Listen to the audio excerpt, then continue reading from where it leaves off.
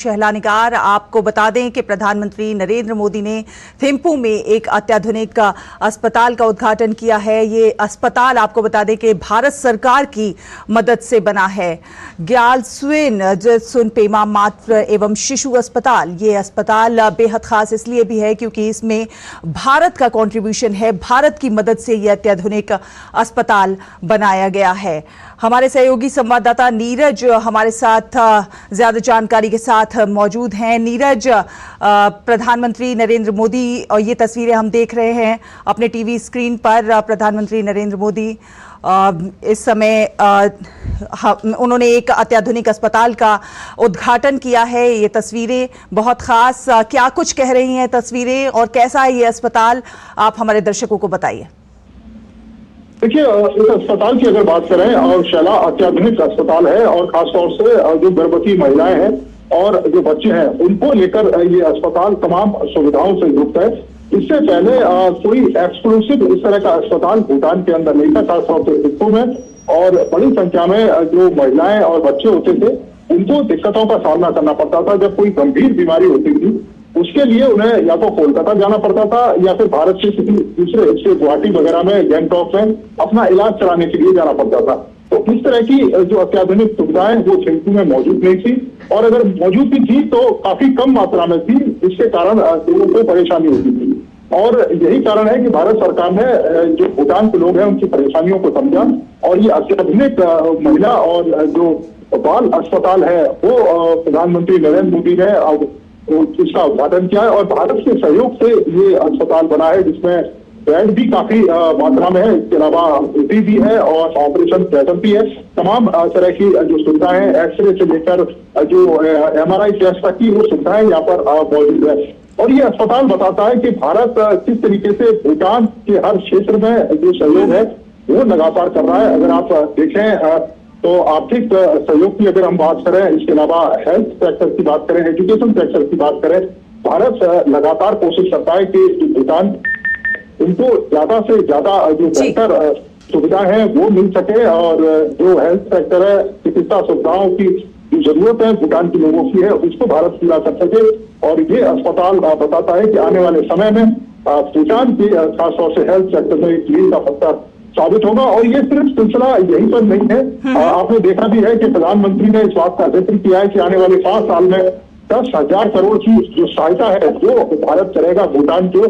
और भूटान के आधारभूत संरचना की बात करें, चाहे मैनेजमेंट की बात करें, IT सेक्टर की बात करें, स्पेस सेक्टर की बात करें, तमाम जो सुविधाएं हैं और तमाम जो योजनाएं धीरे धीरे करके भारत पूरी करेगा ताकि जो भूटान है वो भी दूसरे देशों की तरह तरक्की कर सके, भूटान भी उच्च आय वाला देश बन सके। ये भारत की कोशिश है और ये सहयोग लगातार जारी है, दशकों से जारी है। और आने वाले समय में जो 2 दिवसीय यात्रा प्रधानमंत्री की आज पूरी होने जा रही है, मील का पत्थर साबित होगा भारत और भूटान की मैत्री की दिशा में। आपने देखा भी था कि भूटान के प्रधानमंत्री ने बड़े भाई करके प्रधानमंत्री का स्वागत किया और जैसे ही प्रधानमंत्री यहाँ पर पहुंचे उनको गले लगाया, और पारों से लेकर थिम्पू तक लाखों की संख्या में जो भूटान के लोग थे वो सड़कों पर प्रधानमंत्री का दीदार करने के लिए बैठे हुए थे और उनका जो इंतजार है वो कर रहे थे।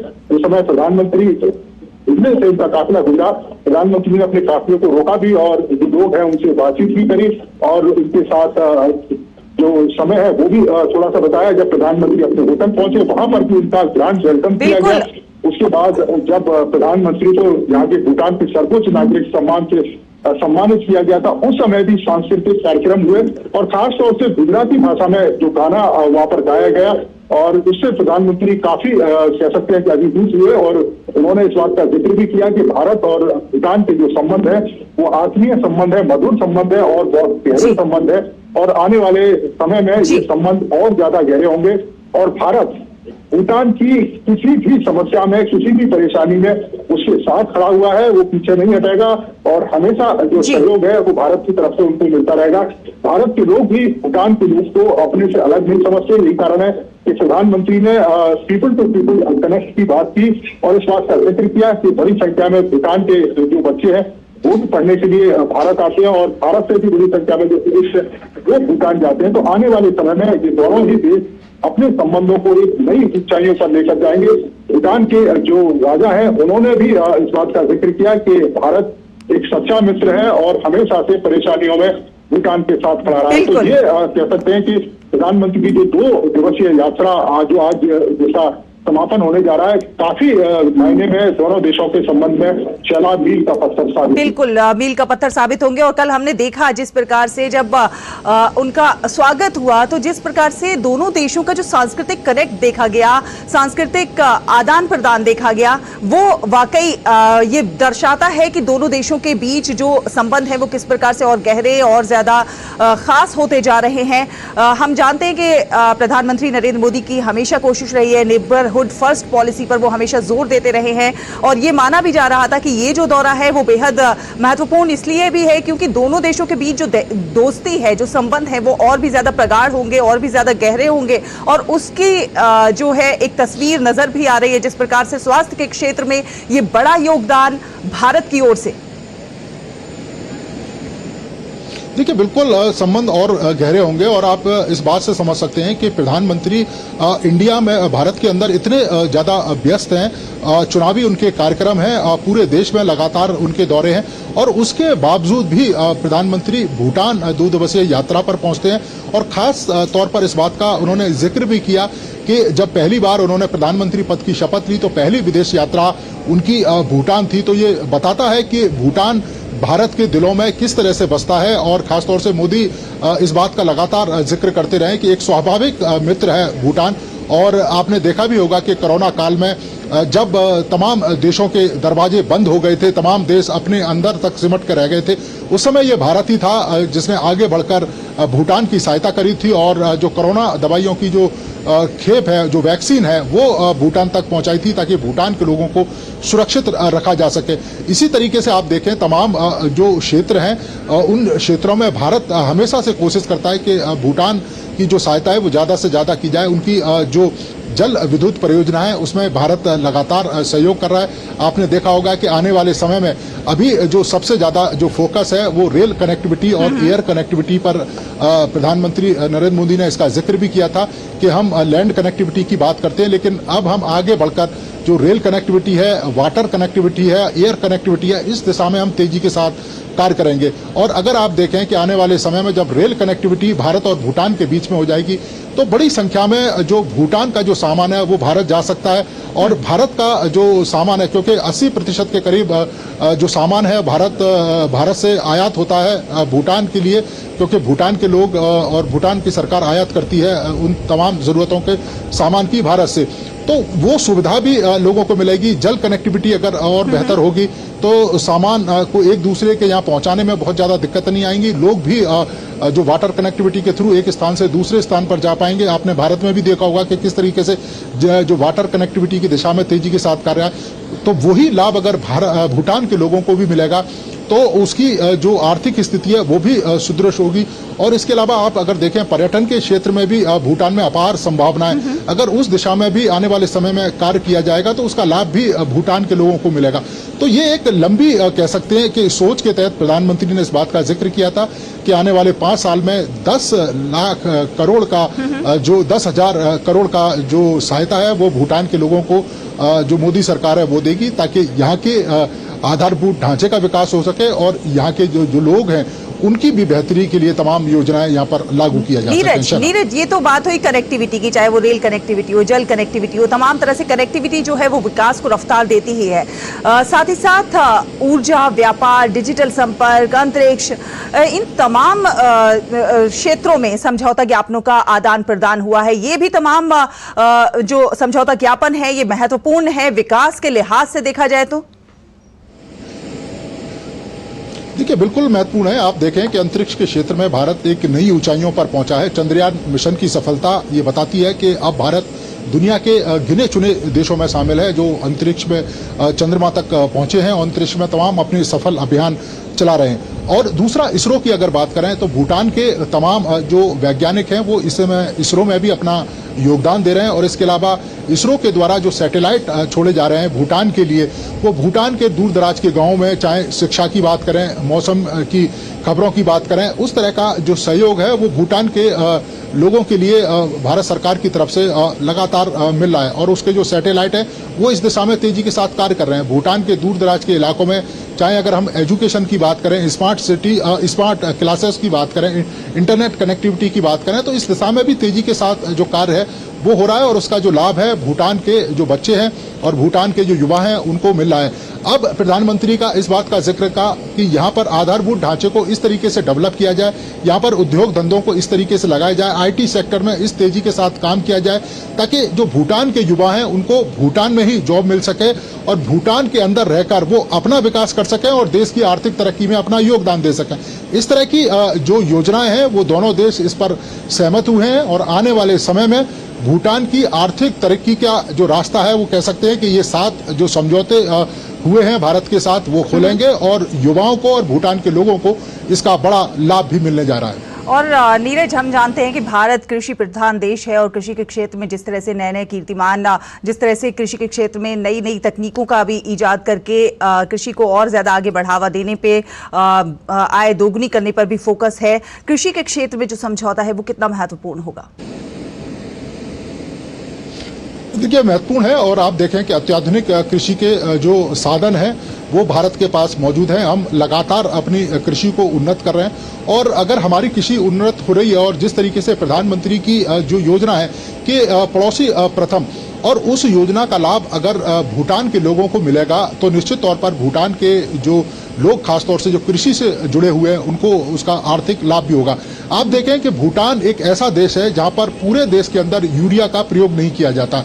इसके साथ साथ ही यहाँ पर जो ऑक्सीजन लेवल है वो 100% है। यहाँ पर जो खेती के जितने भी जो सामान होते हैं वो आप कह सकते हैं कि 100% प्योर सामान होते हैं और उस पर किसी तरह की जो मिलावट नहीं होती। भूटान का जो शहद है वो काफ़ी बड़ी मात्रा में फेमस है। दूर दराज के जो लोग हैं जो भूटान आते हैं वो यहाँ के शहद को ले जाना जरूर पसंद करते हैं। अगर यहाँ की हम कृषि की बात करें तो यहाँ पर जो हल्दी है वो काफ़ी मात्रा में होती है और वो हल्दी काफ़ी अच्छी भी मानी जाती है। तो इस तरह के तमाम जो प्रोडक्ट हैं अगर उनमें अत्याधुनिक तकनीक का प्रयोग किया जाएगा तो कम लागत में ज़्यादा से ज़्यादा उत्पादन है वो हो सकता है। इसके अलावा और अगर कनेक्टिविटी बढ़ेगी तो उस उत्पादन को दूसरे देशों में पहुंचाने में आसानी होगी। तो यहाँ के जो किसान हैं और खासतौर से एग्रीकल्चर क्षेत्र से जो जुड़े लोग हैं उसको उनका फायदा होगा, उनकी आय में भी वृद्धि होगी। यहाँ पर आप देखें कि जैसे याक का जो मिल्क है उसके तमाम तरह के जो प्रोडक्ट हैं वो बनते हैं, वो दूर दराज के इलाकों में जाएंगे, दूसरे देशों में पहुंचेंगे तो उसका सीधा सीधा लाभ भूटान के लोगों को मिलेगा। और इसी दिशा में जो एग्रीमेंट हुआ है वो ये बताता है कि आने वाले समय में भूटान के लोग खासतौर से जो कृषि क्षेत्र से जुड़े लोग हैं उनके लिए विकास की असीम संभावनाएं खुलने जा रही हैं। उनकी आर्थिक तरक्की का जो रास्ता है वो भी खुलने जा रहा है। चलो, बिल्कुल, आर्थिक तरक्की का, विकास का रास्ता खुलने जा रहा है और बेहद महत्वपूर्ण ये अस्पताल थिम्पू में, ये अत्याधुनिक अस्पताल जिसका प्रधानमंत्री नरेंद्र मोदी ने उद्घाटन किया, भारत सरकार की मदद से बना हुआ ये अस्पताल है। बहुत बहुत धन्यवाद नीरज हमारे साथ जुड़ने के लिए, हमारे दर्शकों से ये जानकारी साझा करने के लिए। और अब खबरों में आगे बढ़ेंगे। आपको बता दें कि रूस में राजधानी मॉस्को के पास एक कंसर्ट हॉल परिसर में सशस्त्र हमलावरों की गोलीबारी में 70 लोग मारे गए हैं और 100 से अधिक लोग घायल हुए हैं।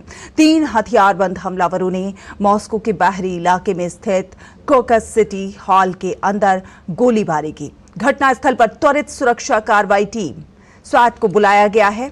वहां पर 70 से अधिक एम्बुलेंस और डॉक्टर पीड़ितों की सहायता में लगे हुए हैं।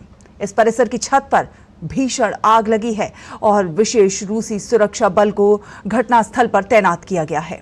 दमकल कर्मियों ने इमारत से करीब 100 लोगों को बाहर निकाला। इस्लामिक स्टेट ने इस आतंकवादी हमले की जिम्मेदारी ली है।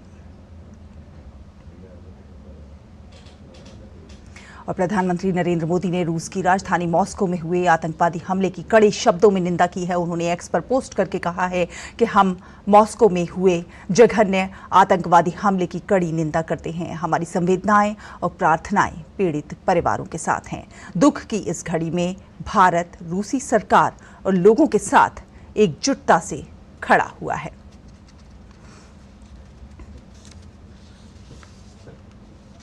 तो रूस के मॉस्को में कंसर्ट हॉल पर हुए हमले को लेकर दुनिया भर से प्रतिक्रियाएं आई हैं। अमेरिका ने इस हमले पर चिंता जताई है। व्हाइट हाउस के शीर्ष अधिकारी और राष्ट्रीय सुरक्षा परिषद के प्रवक्ता जॉन किर्बी ने कहा कि हमले की तस्वीरें डरावनी हैं। फिलहाल हमले में यूक्रेन की भूमिका का कोई संकेत नहीं है। अमेरिका इस संबंध में जानकारी जुटा रहा है। अमेरिका की ओर से घटना से यूक्रेन का कनेक्शन खारिज किए जाने पर रूसी विदेश मंत्रालय की प्रवक्ता मारिया जखारोवा ने सवाल खड़ा किया है। उन्होंने कहा है कि वॉशिंगटन को उसके पास मौजूद कोई भी जानकारी तुरंत मॉस्को को देनी चाहिए या ऐसे बयान देने बंद कर देने चाहिए। यूक्रेनी राष्ट्रपति वोलोदिमीर ज़ेलेंस्की के सलाहकार मिखाइल पोडोल ने टेलीग्राम पर पोस्ट किए गए एक वीडियो संदेश में कहा है कि कीव का इन घटनाओं से कोई भी लेना देना नहीं है।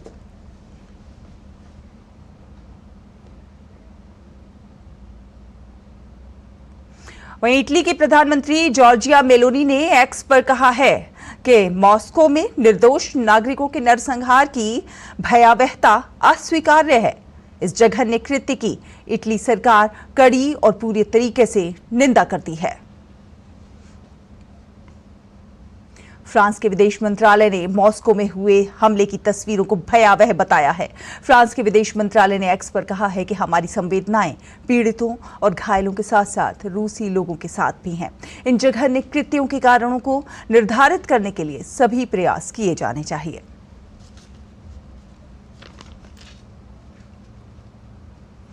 जर्मनी के विदेश मंत्रालय ने मॉस्को में हुए हमले की तस्वीरों को भयानक बताया है। जर्मनी के विदेश मंत्रालय ने एक्स पर कहा है कि हमले की पृष्ठभूमि जल्दी स्पष्ट की जानी चाहिए। पीड़ितों के परिवारों के प्रति हमारी गहरी संवेदना है। स्पेन के विदेश मंत्रालय ने एक्स पर कहा कि हम रूस से आ रही खबरों से निराश हैं। हमारी एकजुटता पीड़ितों, उनके परिवारों और रूसी लोगों के साथ है। स्पेन किसी भी प्रकार की हिंसा की निंदा करता है। मॉस्को में हुए आतंकी हमले की निंदा सर्बिया, बेलारूस, पाकिस्तान, तुर्की, UAE, Qatar, Uzbekistan, Greece, Spain, Montenegro, Malta और चेक गणराज्य आदि देशों ने की है। और बुलेटिन में फिलहाल वक्त एक छोटे से ब्रेक का है। ब्रेक के उस पर खबरों का सफर जारी रहेगा। देखते रहिए DD news. Tech startup solid था, प्लान था कड़क, करना था समथिंग ग्रेट, पर शुरू से प्रॉब्लम्स ने घेरा यूं कि बिजनेस हुआ अपना लम्बेट। बिजनेस गुरु की जरूरत थी खास, सीधे गए SBI स्टार्टअप ब्रांच पे तो खुल गया success. Startup advisory and support SBI startup branch पे। मैं क्या जी, सब जानते हैं, जहां दिखे मारियो, अपना समझ के खा लियो।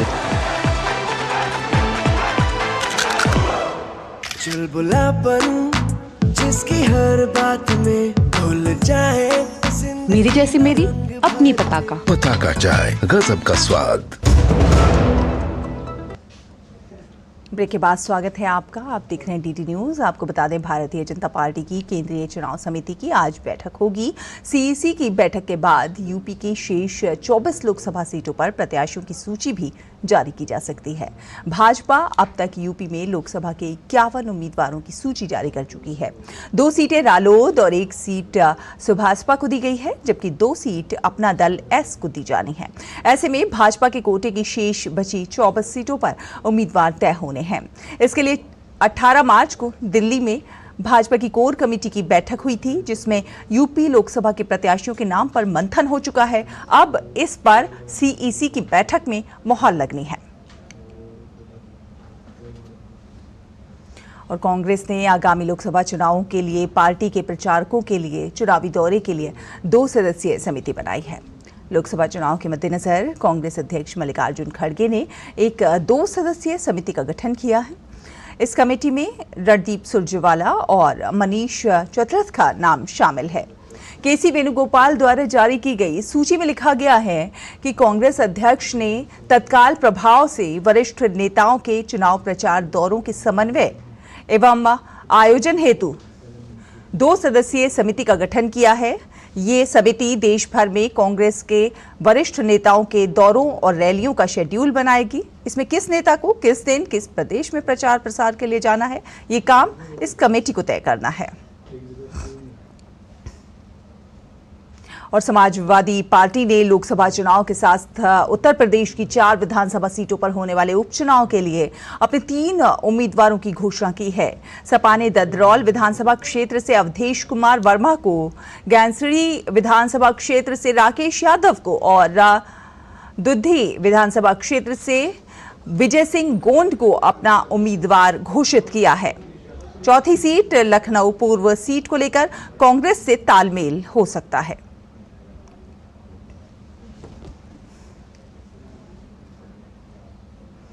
और दिल्ली से हमारे सहयोगी संवाददाता शैलेंद्र मिश्र ज्यादा जानकारी के साथ हमारे साथ जुड़ गए हैं। शैलेंद्र, सुप्रभात। लोकसभा चुनाव के लिए बैठकों का दौर लगातार जारी है। भाजपा की केंद्रीय चुनाव समिति की आज बैठक है। यूपी की जो बाकी 24 लोकसभा सीटों पर प्रत्याशियों के नामों का भी ऐलान हो सकता है।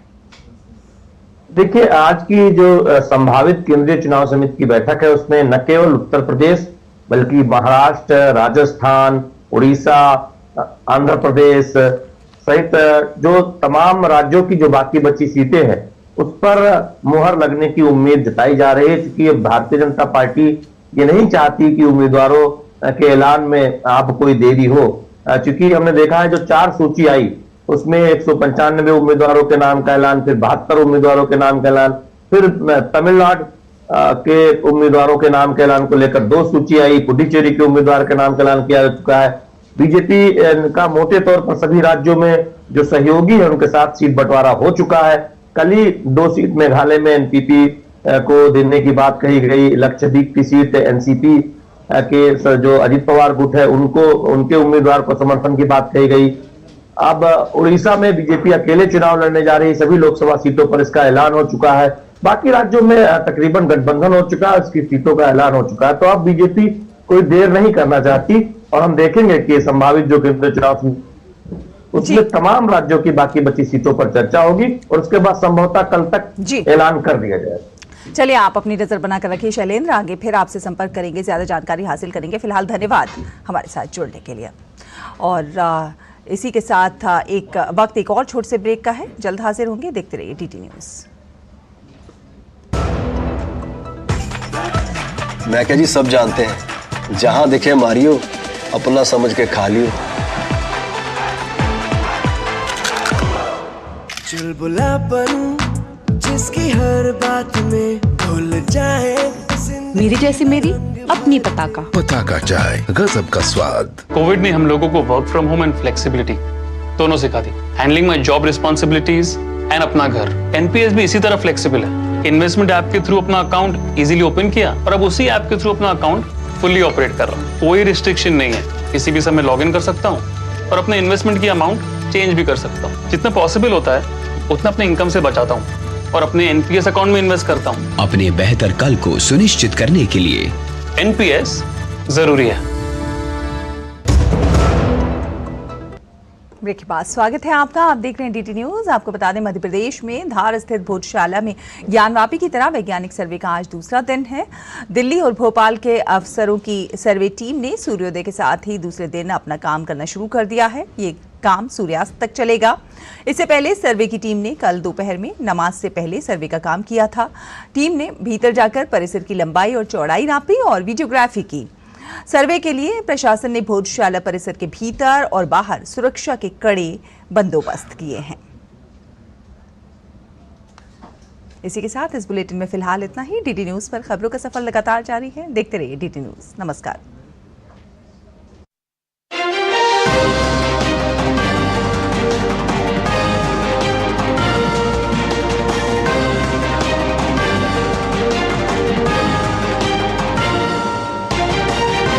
समाचार के प्रायोजक थे